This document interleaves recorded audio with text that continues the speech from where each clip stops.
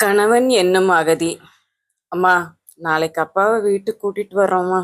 தயவு செஞ்சு வேண்டான்னு மட்டும் சொல்லிடாதீங்கம்மா. ப்ளீஸ்மா. அப்பாவுக்கு இப்போ யாருமே இல்லைம்மா. அவங்க செகண்ட் ஒய்ஃப் இறந்துட்டாங்க. பையனும் அவரை கண்டுக்கிறது இல்லை. நாங்கள் அவரை வீட்டுக்கு கூட்டிட்டு வரோம்மா. அவருக்கும் சந்தோஷமா இருக்கும், எங்களுக்கும் சந்தோஷமா இருக்குமா. ப்ளீஸ்மா, நோ மட்டும் சொல்லிடாதீங்க. கெஞ்சிக் கொண்டிருந்த மகள் சபர்மதியையும் மகன் நந்தகோபனையும் வெறித்து பார்த்தாள் சம்பங்கி. தோளுக்கு மேல் வளர்ந்து விட்ட பிள்ளைகள்.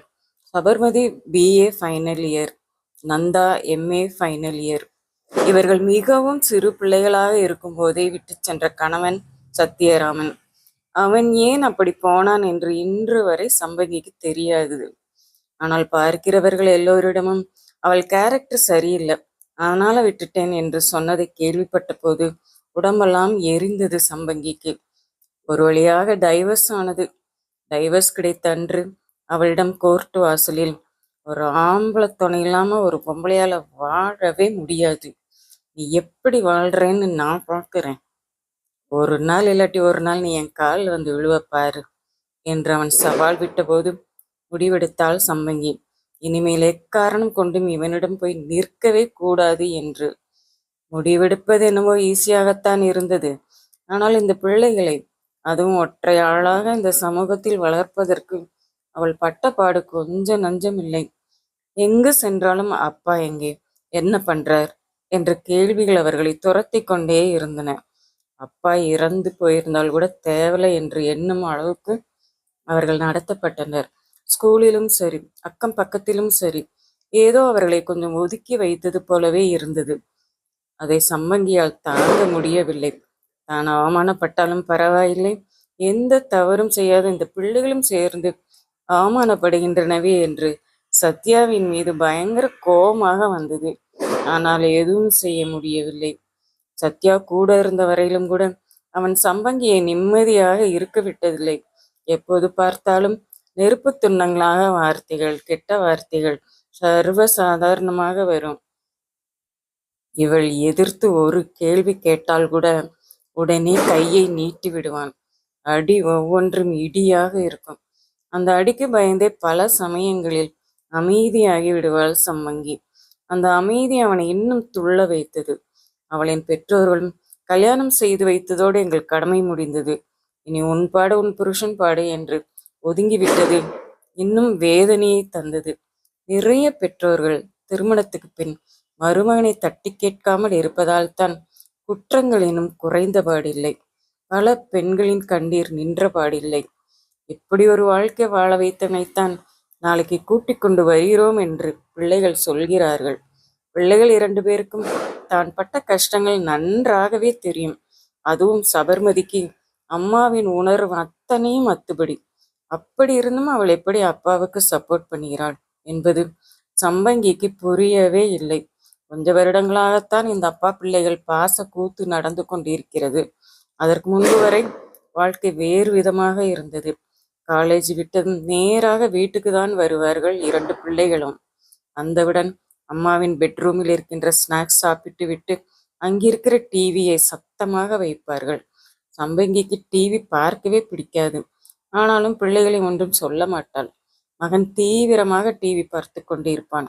மகள் அருகில் வந்து அமர்ந்து அன்று காலையில் நடந்த அத்தனை விஷயங்களையும் ஒப்பிப்பாள். அம்மா கவனிக்கிறாங்களா இல்லையா, எதையும் கவனிக்க மாட்டாள். சலச்சலவென்று பேசிக்கொண்டே இருப்பாள். ஏதோ ஒரு நீரோடை சலசலத்து ஓடிக்கொண்டிருப்பது போல இருக்கும். அது கேட்பதற்கு மிகவும் ரம்யமாக இருக்கும். அவள் அந்த மாதிரி படபடவென்று பேசுவது சம்பகிக்கு மிகவும் ஆறுதலாக இருக்கும். கணவன்தான் தன்னை வேண்டாம் என்று உதறிவிட்டு போய்விட்டான், அட்லீஸ்ட் பிள்ளைகளாவது தன்னுடனே இருக்கின்ற என்று நிம்மதியாக இருக்கும். ஆனால் அந்த நிம்மதிக்கும் இப்போது வேட்டு வைத்து விட்டார்கள். பிள்ளைகளுடன் அவள் மிகவும் ரசித்த அந்த மாலை நேரம், அவள் தினமும் எதிர்பார்க்கும் நேரம், என்ஜாய் பண்ணும் நேரம் இப்போது அர்த்தமில்லாதது போல் ஆகிவிட்டது. என் நேரமும் அப்பா பேச்சுதான். மகனும் மகளும் அறையில் அமர்ந்து அவரை பற்றி தான் பேசிக்கொண்டிருக்கிறார்கள். இந்த மாற்றம் சம்மங்கிக்கு தாங்க முடியாததாக இருந்தது. இன்றைக்கு நேரடியாகவே கேட்டுவிட்டார்கள், நாளைக்கு அப்பாவை வீட்டுக்கு கூட்டிட்டு வர்றோம் என்று. என்ன சொல்வது? இதை மறுத்தால் இந்த பிள்ளைகளும் தன்னை விட்டு போய்விடுமோ? நினைக்கவே திகிலாக இருந்தது. இந்த வினை ஃபேஸ்புக்கில் தான் ஆரம்பித்திருக்கிறது. ஃபேஸ்புக்கில் இவர்களை பிடித்த சத்யா அவர்களிடம் தொடர்ந்து டச்சில் இருந்திருக்கிறான். கொஞ்சம் கொஞ்சமாக அவன் பக்கம் இழுத்து விட்டான் போல் இருக்கிறது. இப்போது பிள்ளைகள் அப்பாவுக்கு சப்போர்ட் பண்ணுகின்ற நிலைமைக்கு கொண்டு வந்து விட்டான். 2 பிள்ளைகளும் படிப்பை முடித்துவிட்டு சீக்கிரத்தில் வேலைக்கு போய் விடுவார்கள். சம்பாதிக்க ஆரம்பித்து விடுவார்கள். அந்த சம்பளத்துக்கு தான் அவன் ஒட்டிக்கொள்ள பார்க்கிறான் என்பதை கூட இந்த பிள்ளைகள் புரிந்து கொள்ளவில்லையே. இனி என்ன சொன்னாலும் இவர்கள் காதில் ஏறப்போவதில்லை. நடப்பது நடக்கட்டும். பிள்ளைகளை பார்த்தாள். உங்க அப்பாவை கூட்டிட்டு வரதுல எனக்கு எந்த அப்ஜெக்ஷனும் இல்லை. ஆனா ஒரே ஒரு கண்டிஷன். நான் இருக்கிற பெட்ரூமுக்கு மட்டும் உங்க அப்பாவை கூட்டிட்டு வராதீங்க. அவர் இப்போ உங்களுக்கு அப்பா தான். ஆனா எனக்கு அவர் கணவர் இல்லை. கண்டவனே என் பெட்ரூம்குள்ள என்னால் அலோவ் பண்ண முடியாது. அதை விட முக்கியமான ஒரு கண்டிஷன், எந்த காரணத்தினாலையும் அப்பாவை நீங்க நம்ம வீட்டுல தங்க வைக்க கூடாது. அப்படி நீங்க தங்க வச்சீங்கன்னா உங்களுக்கு அம்மா இருக்க மாட்டா, பார்த்துக்கோங்க. இந்த 2 கண்டிஷனுக்கும் ஓகேனா கூட்டிட்டு வாங்க. அவர்களை எச்சரித்தாள் சம்பங்கி. அம்மா பேச்சு கேட்டு பதறிப்போன பிள்ளைகள், எப்படியோ அப்பா வீட்டுக்கு வருவதற்கு சம்மதித்து விட்டாரே, அதுவே போதும் என்று சமாதானம் அடைந்தார்கள். மறுநாள் பிள்ளைகள் சத்யாவை குதூகலமாக அழைத்து வந்தார்கள். ரொம்ப வருடங்கள் கழித்து பார்க்கிறாள். ஆள் கொஞ்சம் விழிந்து இருந்தான். முகம் வாடி போயிருந்தது. சம்பங்கியை பார்த்ததும் அவன் கண்ணில் எதையோ தேடின. அவனை கண்டதுமே தன் பெட்ரூமுக்கு சென்று விட்டாள் சம்பங்கி. இதை அவன் எதிர்பார்க்கவில்லை போலிருக்கிறது. அவன் ஏமாற்றம் அடைந்ததை அவளால் நன்றாக உணர முடிந்தது. மனதுக்குள் சின்னதாக ஒரு சந்தோஷம் பிறந்தது. பிள்ளைகள் அவனிடம் ஹாலில் அமர்ந்து பேசிக் கொண்டிருப்பது தெளிவாக கேட்டது. பின்னர் அவர்கள் சத்யாவை அழைத்து கொண்டு வீட்டை சுற்றி காண்பிக்க ஆரம்பித்தார்கள். 2 பெட்ரூம், ஒரு கிச்சன், ஒரு ஹால், மாடியில் 2 ரூம்கள், மொட்டை மாடி தோட்டம் எல்லாவற்றையும் காண்பித்து மறுபடியும் அவர்கள் கீழே வந்தார்கள். அவர்கள் நடந்து செல்கின்ற சப்தத்தை வைத்தும் அவர்கள் பேச்சு சத்தத்தையும் வைத்து அவர்கள் எங்கிருக்கிறார்கள் என்பதை யூகித்தாள் சம்பங்கி. ஆம்பளை துணை இல்லாம ஒரு பொம்பளையால வாழ முடியாது. என்னைக்கு இருந்தாலும் நீ என்கிட்ட வருவ என்று சவால் விட்டான். இப்பொழுது எதற்கு தன் வீட்டுக்கு வந்திருக்கிறான்? ஹாலில் தொடர்ந்து பேச்சு சத்தம் கேட்டுக்கொண்டே இருந்தது. கொஞ்ச நேரம் கழித்து, அப்பா 1 மணி நேரத்துக்கு மேல ஆச்சுமா, கிளம்புறேன் என்று சத்யா சொன்னதும் மறுப்பேதும் தெரிவிக்கவில்லை பிள்ளைகள். அதை அவன் எதிர்பார்க்கவில்லை போலிருக்கிறது. அப்ப நான் கிளம்பட்டுமா கிளம்பட்டுமா என்று சொல்லிக்கொண்டே இருந்தான். கிளம்பிய மாதிரியே தெரியவில்லை. அவனுக்கு போக மனமில்லை என்பது சம்பங்கிக்கு புரிந்தது.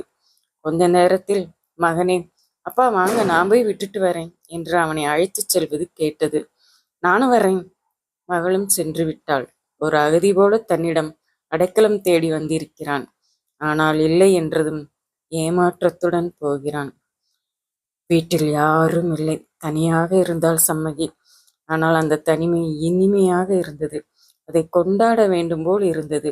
ஆன்லைனில் ஸ்வீட்டுக்கு ஆர்டர் பண்ணிவிட்டு டிவியை சத்தமாக வைத்துவிட்டு படுக்கையில் சாய்ந்தாள் அவள். வாழ்க்கையில் அதுவரை தான் கண்டிராத ஒரு அமைதி அவளை சூழ்ந்தது. அன்று இரவு ரொம்ப வருடங்கள் கழித்து நிம்மதியாக உறங்கினாள் அவள்.